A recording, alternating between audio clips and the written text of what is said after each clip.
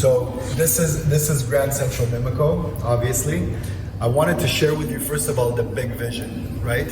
So something that's really important that's happening in the neighborhood, before we talk about anything, there's one important thing that everybody has to understand, that supply here is going to be incredibly limited, and I'll explain to you why. The city of Toronto has a designation called Regeneration Area, okay? A regeneration area by the city of Toronto means that currently underutilized areas, the city is recognizing that they have huge potential to create new communities, and so they want to encourage that growth. Typically, the city is combative. If you're a developer and you're buying a piece of land across the street and you want to zone it, the city would typically fight you. You would have to fight with the city and the local business groups and with the local area stakeholders and then with the neighbors and the businesses, because they don't want to see that density. So it takes 3 to 4 years to get a property zoned, right? Here, because the city says, look, we want to create a regeneration area, we want to change this area completely, we're going to support the growth. So now developers don't have to spend 4 years zoning it, they spend 1.5 years or 2 years zoning it and it's done. So that's very attractive for developers, because for developers, the economics are pretty simple. The longer it takes you between buying land and building and moving people into a project, the lower their profits are. The faster it is, the higher their profits are. So if you buy zoned land, that's why zoned land is worth more than unzoned land. Because zoned land you can start selling and start building and start moving people in. Right? Here, the city's saying the zoning process will be significantly shorter. So developers love that. So when that came out, Van Dyke came into this triangle and started buying up a lot of land. They're the biggest landholder in this neighborhood right now. There's, outside of what you see here, there's only room right now for four other high-rise buildings by 2 other developers. That's it. So here's what's going to happen. You see, this is the triangle. This is the regeneration area triangle. They call it the Mimico Triangle, I call it the Mimico Island. Why? If you're north of Portland, this is Portland Street. If you're north of Portland, you cannot build any high-rises. Okay? This is Royal York. If you're west of Royal York, you can't build any high-rises. Right? On the south side, as you saw, we have the train. Right? So you obviously can't build on the south. So you're landlocked. It's like you're surrounded by water. The land here is the land here, and you don't have any more opportunities to build after it's gone. Right? When the city gives an area designation for a regeneration area, they have 4 main objectives. We'll focus on 2. The first one is to bring in residential density on infrastructure, and the second one is to create employment, to create like a microeconomy within this community. So what the city's done is only this area, like you see here, like this, like that, only this area is where you can actually build high-rises. If you're here, that's still zoned under industrial in an effort to create that employment that the city wants to see. So you actually won't see high-rises here. This is all the land that there is in this triangle to build. It's enough for about 4,500 units. Right? So I know you guys are working on Festival, maybe you're working on M-City. Those are great master plan communities. But the one difference is this. In Festival, you're going to have about 20,000 units under construction in the next 10 years. In M-City, about 15,000 units. Not in M-City, around Square One. About 15,000 units under construction in the next 10 years. That's oversupply for those markets. Really, like you're in Festival, you're in Vaughan, and in Mississauga, Square One, they're not growing at the same rate of City of Toronto, and the real estate there isn't as valuable as Toronto. So you're going to have tens of thousands of units coming into the market every year. So there's always pressure on price growth because there's constantly supply coming in, right? You guys know Festival really well. You know the vision there. There's countless buildings coming. Inventory forever, right?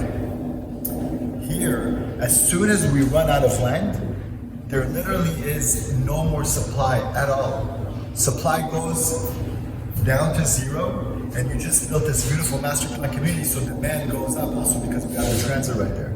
Demand goes up, but supply comes down literally to zero, right?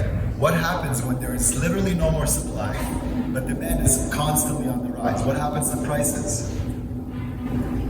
Go up. It's so simple, but it's so special, it's so unique because we're landlocked. You can't develop here, you can't develop here, you can't develop here, right? So any client that you put into this project, there's an opportunity. There's two types of clients, really. There's what I call a transactional client. They register on your site, they register on his site, they register on his site, and on his site, and on his site. Who gets me the unit I want? That's who I buy the, right? That's a transactional client.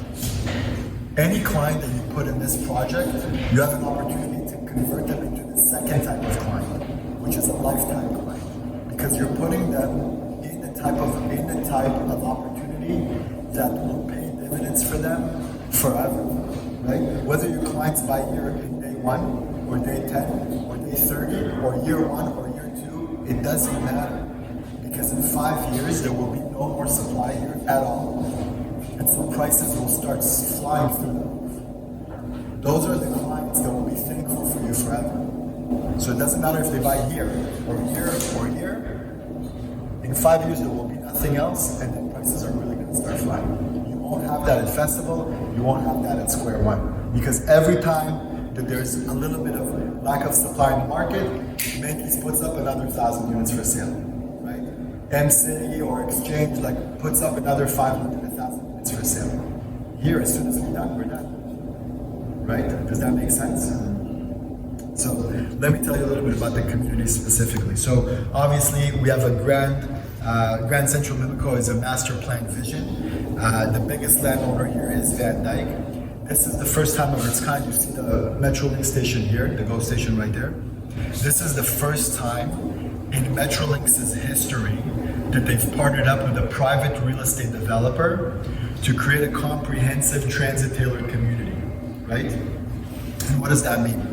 If you go outside right now, look around you, it's all warehouses, right? It's all warehouses and factories. You're gonna start seeing this density coming in, and a lot of people are gonna rely on the GO to get them into the city, right? We're only 2 stops away from Union Station, literally 2 stops away. The train that you just saw here 5 minutes ago is probably already at Union Station right now, right? They're only 2 stops away to Union Station, and Union Station is the main transit hub for Toronto, right? Connects you all into the subway. You're 1 stop away from the future Ontario line. This is really, really important, right? Because Toronto right now has 2 main subway lines. You have the Yonge line that goes north and south, and the Bloor line that goes east and west. The Yonge line was built in the 1950s. The Bloor line was built in the 1960s. It's been 60 years since Toronto got a new subway line in the downtown core. I'm not talking about the extension to Vaughan, and I'm not talking about the LRT along Eglinton. I'm talking about a new downtown subway line that's serving the downtown core, right? It's been 60 years. Toronto City Council just approved it along with the province to create a 3rd subway line in Toronto, in downtown Toronto, okay? It's gonna start at Exhibition Station, which is 1 stop away from us. Literally from here to Exhibition, just a couple of minutes, you're connected to the subway, and that takes you to all of the underserved areas in the downtown core that currently aren't connected to the Bloor or Yonge subway line. It cuts right through downtown Toronto, goes through UFT, and goes up to the Ontario Science Centre. So you're really well connected, and that's 1 stop away from us. So from a transit perspective, the connection to the city's core is incredible, but beyond that, you're also on the go. So if you want to travel far, the subway takes you close. If you want to travel far, the GO takes you there, right? 1 train, without switching trains from here, literally from here, will take you to Hamilton, Oakville, Burlington, Niagara Falls, St. Catharines, 1 train. So not only can you get into the city's core, you can also get all over around the lake, along the lake. So the first phase that we're going to have is the Buckingham. Okay, the Buckingham is comprised out of 3 buildings connected by 1 common podium, right? We're going to walk over to the back and I'll show you the scale model in a little bit more detail. Come.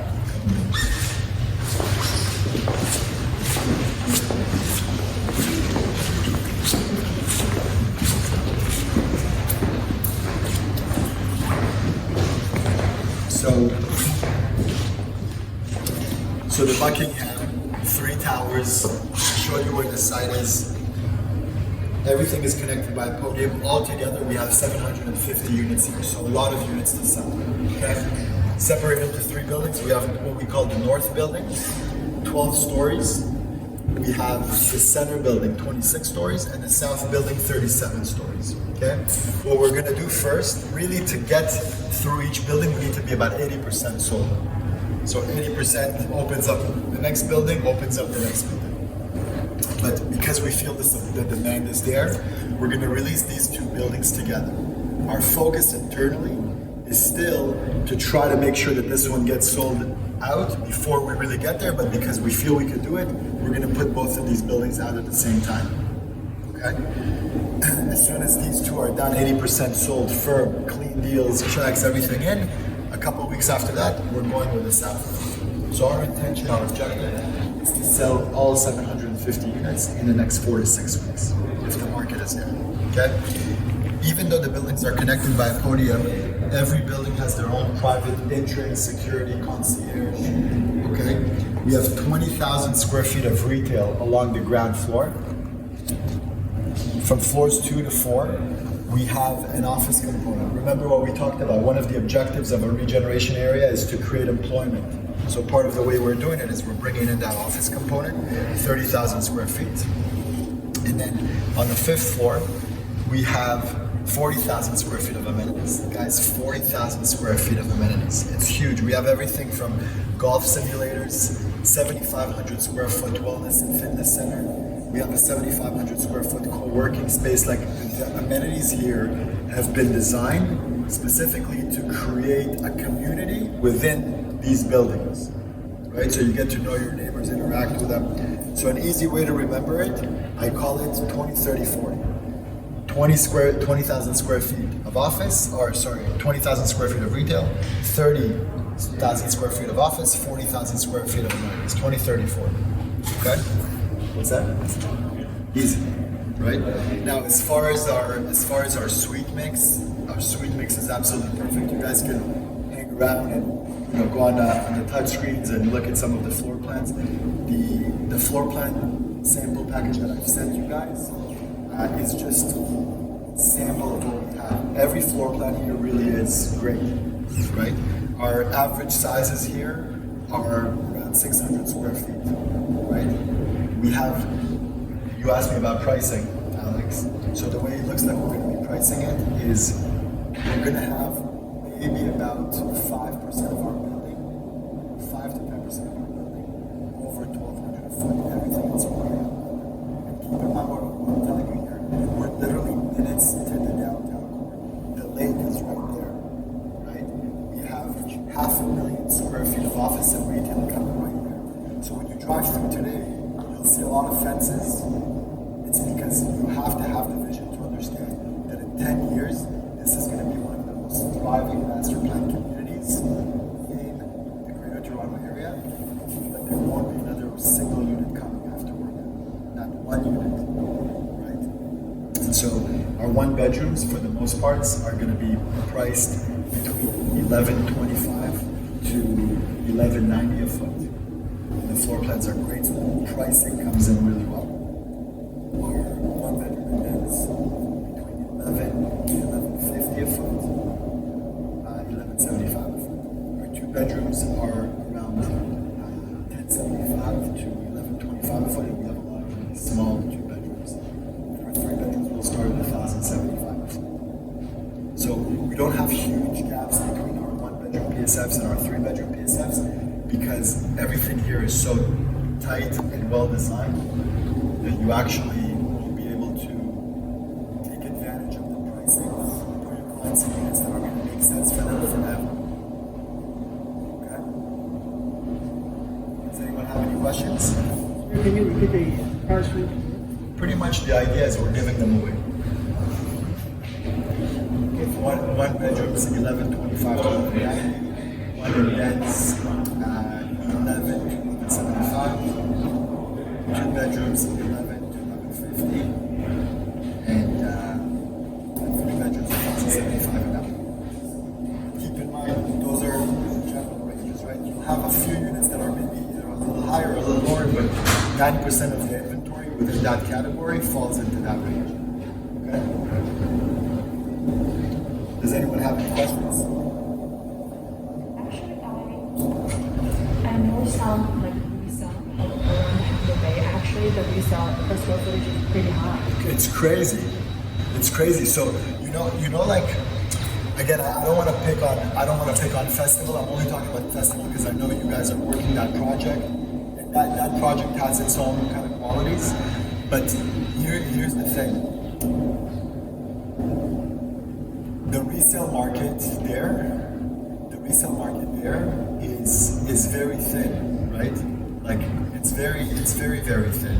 Like you have 3 buildings up right now in Transit City, and a lot of units for rent and a lot of units for resale, and very little absorption because people aren't ready to live there. Like if you're living in Vaughan, you're looking for a townhome, not a 3-bedroom condo, right? Like I live in Vaughan, so I know it really well.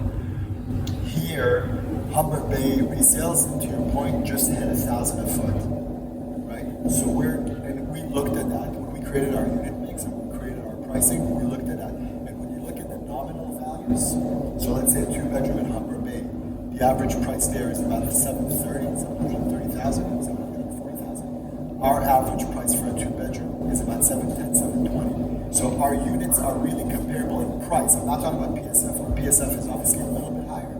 But in price, our units are actually the same as the resale in our area, and they don't have transit there, right? You have to remember they don't have to go right at the bottom of their building. Another factor that plays into your investor's benefit is the timing. The first phase here, these 2 buildings, that's a 5-year wait, right? Like, do you think that there's anything in the city that will outperform this in the next 5 years? We're getting a brand new, we'll talk about the Go partnership in a second, but this is a 5-year wait. 4 or 5 weeks when we get through these and we get to this is a 6-year wait. You know, unobstructed lake views, like all of that beautiful stuff, because the lake is just south of us. Right? So when you're comparing to resale, our premium to resale is super low. It's probably the narrowest in the city. Okay, so we just want to go through what a V-Smart. This is how exactly actually all the whole system in the building is going to be. So the way it's going to work through the lobby foam, and then this is going to be the in-suite wall pack. So everyone will have all this, and the door is actually going to be smart lock. So I don't know if you guys are familiar with the UL, and then she's shaking her head like she's like, I know a little bit about it. Okay, perfect. So how it works is either you search it or the way you call the suite. Concierge. We'll call 101. Right? So it works exactly how you would answer your phone. Either you pick up. It's very for people that are not so tech savvy too. It's just answering your phone basically. And then so for all your visitors, concierge, everything will be here. Stay or away. So if you want to go away, you're leaving the house, you can just press away. And then here you'll have like the smart light switch. Basically, once you put away, or if you said good morning, this will press it. It'll come on as well. And then we'll go to smart lock here. Okay, we just lock this. I guess this is that's how you lock it, and then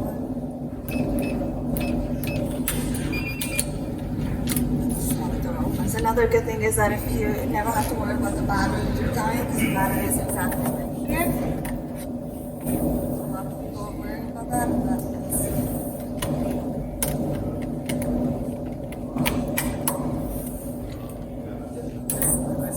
Another couple of nice features about the smart system here is that number one, we have the license plate recognition. So if you're a resident of the building, when you drive into the garage, there's a license plate recognition system, sees your license plate, opens up the door for you. You can actually, we have EV parking spaces in the building as well. So if your car is downstairs charging, you can actually get reads directly to your phone to see if it's fully charged, if it's 50% charged. You can do that as well. Some of the other things that we have is also we have code assignment, which means let's say Vicky comes to visit me, right? And I'm not home. I tell the Vicky, okay, when you get to my keypad, type in this number code, 5678. Vicky will come in, type in 5678, open the door, and she can wait for me until I get home. And what's nice about it is that I also get a log. So I know exactly, like if Vicky used 5678, it will say, okay, your 5678 code used entrance at 11:30 a.m. on Monday, or whatever the case may be. Right? So the whole building is wired for internet. Everything is done through the Smart Connect system here, and there's also an online wall that we've created along with Smart One Technologies. So you can order anything that you want directly into the building from an online wall that we've created. Everything will come in to secure parcel storage areas. Come in for you when you come home from work, or when you come home after selling out Grand Central Mimico. You can pick up your groceries or pick up whatever you order, go upstairs, it's waiting for you. So everything has been automated. Automated even to a point where, like, if you're in your unit and you're saying, oh, I gotta go, you can actually order the elevator directly from your phone before you even leave the apartment. So we have everything here as far as technology, just to make sure that the offering isn't just based on location and the merits of the investment, it also makes it really, really livable.